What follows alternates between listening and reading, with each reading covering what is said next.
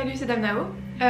Avant de commencer cette vidéo, j'aimerais que vous preniez du recul, que vous sachiez que tout ce que je vais dire, ça va pas être pour pousser les gens à consommer des champignons hallucinogènes, puisque je vais parler de ça. Que c'est pas une propagande, que j'encourage pas les gens à faire ça, mais que je ne condamne pas non plus les personnes qui veulent essayer ou qui vont essayer. C'est surtout pour informer, parce que je pense pas qu'il y ait trop de vidéos par rapport à ça en France. J'en ai pas trop vu, les Américains ou les Canadiens ou les trucs comme ça. Les anglophones en parlent un petit peu plus, il y a des chaînes dédiées à la drogue et les expériences par rapport à ça. Mais pas trop en France parce que c'est très tabou. C'est tabou partout, mais en France en tout cas on n'en parle pas. Et j'aimerais donner mon expérience et mes conseils pour que si en tant que être majeur et vacciné, vous décidiez par hasard de prendre un jour des champignons hallucinogènes, que vous soyez informé de comment ça se passe, les meilleurs moyens de faire un bon trip, de pas prendre de risques et tout ça. Ensuite, pourquoi j'en parle en vidéo, c'est aussi parce que c'est une substance certes illicite. Physiquement, c'est impossible d'en mourir. Voilà, c'est comme le LSD, on peut pas en mourir. Il peut pas y avoir de répercussions physiques, les répercussions qu'il peut y avoir c'est psychologique à la limite, donc il faut faire attention à ça. Et c'est aussi pour ça que je vais vous donner les clés pour avoir un bon trip et éviter les catastrophes parce que c'est très vite arrivé. Donc on va commencer par expliquer qu'est-ce que sont les champignons hallucinogènes. Je vais juste dire des champis, ça va être plus simple. Les champis c'est tout simplement des rastes de champignons qu'on peut récolter ou faire pousser soi-même, qui sont séchés et qui contiennent une substance, comment ça s'appelle? Je vais mettre le nom ici.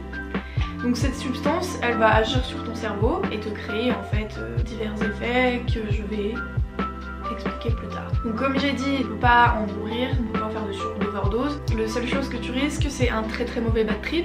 La seule chose que tu risques si tu en prends trop, c'est un très mauvais bad trip. Il n'y a pas de dépendance physique, très peu de dépendance psychologique. Je vois pas trop comment on peut être dépendant psychologiquement. Mais qui sait, il faut faire attention. Il y a des gens qui sont... Il y a des personnes qui ont tendance à être très vite accro à n'importe quoi, donc voilà. Niveau dosage, alors ce que je conseille pour les gens qui prennent pour la première fois, déjà il faut savoir qu'il y a plein de races de champis, donc ils sont pas tous aussi forts les uns que les autres. Il y en a qui sont peut-être plus puissants, il y en a qui sont peut-être plus au niveau ressenti physique ou au niveau psychologique, il y en a qui sont plus hallucinogènes, donc on va voir plein de choses et on va se sentir moins en train de triper, on va dire. Donc avant de commencer à prendre des grosses doses, je vous conseille de prendre 1 gramme, voire un peu moins si vous avez jamais pris de psychédélique avant. Allez-y doucement. Vaut mieux prendre un tout petit peu, attendre 2-3 heures, voir comment ça se passe. Peut-être en reprendre un petit bout plus tard, mais vraiment prendre son temps parce que ça peut être très vite arrivé d'être surchargé par les émotions ou par le trip. Donc vaut mieux en prendre pas assez que beaucoup trop parce qu'après c'est difficile à gérer. Les conditions pour un bon trip. Alors le mieux c'est d'avoir une personne qui ne tripe pas avec vous, qui ait déjà eu de l'expérience et qui ne vous soit pas anxiogène. Donc je dis ça parce que selon les personnes avec qui vous serez, il faut savoir que les champis peuvent, surtout les psychédéliques en général, amplifient les émotions et ça peut très vite partir dans l'angoisse et donc vous faire un bad trip si une personne, là où les personnes qui vous entourent sont anxiogènes. Donc c'est mieux de faire ça avec quelqu'un que vous connaissez, avec qui vous entendez bien, qui ont peut-être déjà pris, donc qui s'y connaissent, donc qui pourront vous rassurer et tout ça. Vous-même, il faut que vous soyez dans un bon mindset, on va dire. Voilà, enfin il faut vraiment que vous soyez dans un bon état d'esprit parce que ça peut très vite dégénérer. Et je tiens vraiment à appuyer sur ça, il faut vraiment faire super attention parce qu'un bad trip est vite arrivé et un bad trip peut être traumatisant. Le but, généralement quand vous prenez des champis, c'est soit pour vous amuser, donc à usage récréatif, soit à usage spirituel. Donc selon ce que vous voulez en faire en fait de la substance, c'est pas non plus le même environnement, mais en tout cas il faut que vous soyez dans un endroit aussi que vous connaissiez, donc évitez d'être en public, chez vous avec vos parents par exemple qui risquent de vous choper, donc que vous soyez pas en stress. Il faut vraiment que vous soyez dans un endroit vous savez que vous serez tranquille pour 4-5 heures, enfin ça dure entre 3 et 4 heures, donc il faut que vous soyez tranquille entre 3 et 5 heures on va dire, que vous puissiez peut-être rentrer et sortir dehors, parce que parfois en fait on aura envie de rester couché devant la télé, rigoler, parler, machin, et d'autres fois on aura envie de sortir, regarder le ciel ou le sol, j'en sais rien. Donc il faut que vous puissiez être libre, vous n'ayez pas de pensées parasites, vous soyez avec des personnes bien, tranquilles, que vous-même vous soyez zen. Il faut pas avoir peur avant de prendre, il faut prendre ses précautions, ça c'est sûr, je vous le dis. Soyez prêts, renseignez-vous bien, mais après il faut pas que vous soyez angoissé à l'idée de prendre, parce que vous ferez peur tout seul, et donc du coup forcément ça partira en angoisse, voilà, en bad trip. Donc il faut vraiment que vous soyez dans l'état d'esprit. Voilà, je me lance dans une aventure, je suis avec les bonnes personnes, je suis dans un endroit où je risque rien. Les champignons c'est pas dangereux, je peux pas en mourir, donc laissez-vous juste aller. Voilà, mettez-vous de la musique qui vous détend, parlez, enfin voilà, rigolez. Il faut vraiment que ce soit zen, pas de stress, c'est vraiment très très important. Je le redirai pas jamais assez, mais il faut vraiment que vous soyez tranquille dans votre tête et que votre environnement le soit aussi. Maintenant, qu'est-ce que ça fait les champignons? Alors, tout dépend des champignons que vous prendrez. Ça peut être des visuels, beaucoup de visuels. Ça peut être aussi un ressenti. Un ressenti qui m'est revenu assez souvent, c'est un sentiment de légèreté. Donc quand je me mettais debout, je me sentais comme sur un nuage. Je me sentais heureuse, je rigolais beaucoup. Après aussi il y a une chose qui revient beaucoup, c'est j'ai du mal à discuter, enfin avoir une discussion qui tient parce que en fait je vais me perdre dans mes pensées, parce que je vais avoir plein de pensées, plein d'images. Quand je vais fermer les yeux, je vais voir plein de couleurs, des fractales. Je vais insérer une vidéo de ce que c'est des fractales. Donc je vais voir des fractales, je vais me faire comme des espèces de films incroyables avec des couleurs incroyables dans ma tête qui vont s'enchaîner à une vitesse dingue. Donc en fait ça va être comme dans un rêve en full HD auquel je peux assister, et qui va en fait avec, je sais pas si c'est le cas pour les autres, mais moi quand je fermais les yeux, j'avais mes visuels, j'avais comme une sensation des bouffées d'air, mais de bien-être qui allait en fait avec mes visuels, avec mes hallucinations, si on peut appeler ça comme ça. Et je trouvais ça super agréable, et en fait par contre on se perd très vite dedans. Donc limite en fait tu peux rester les yeux fermés pendant 10 minutes et être en mode waouh, mais ce que je vois c'est incroyable. C'est vraiment ça que j'adore avec les champignons, c'est les visuels qui sont vraiment ouf à chaque fois, et ce sentiment dingue qui va avec.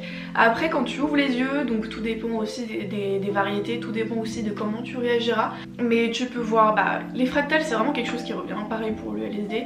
Donc il y a les fractales, et il y a les couleurs sont très flash.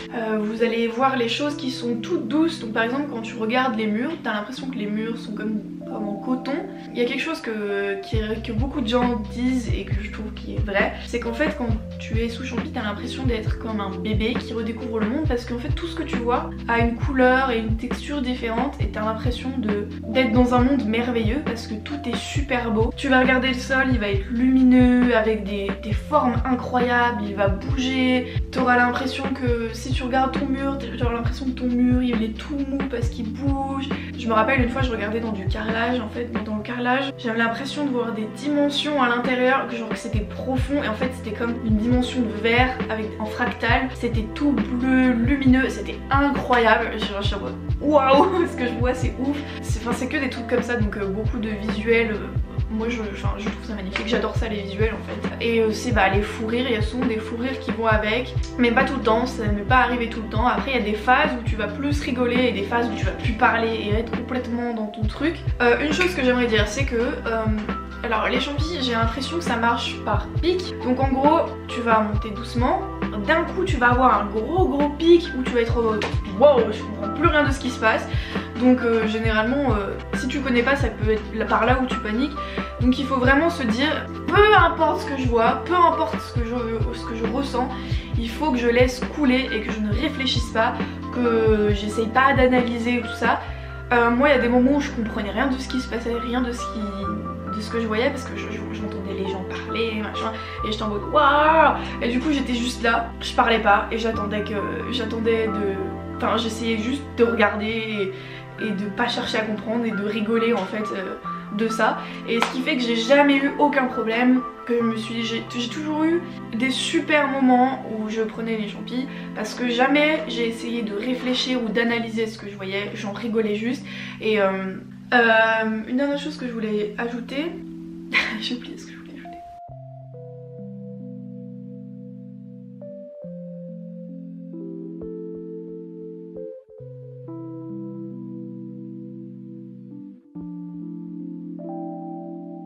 Je sais même pas si je finirai par poster cette vidéo parce que je sais que ma mère regarde mes vidéos, donc maman, salut. Mais en même temps je me dis que c'est important d'ouvrir un peu le sujet parce que de toute façon les gens continueront à prendre de la drogue et que toutes les drogues ne sont pas mauvaises et que si on en fait bon usage, ça peut être un outil.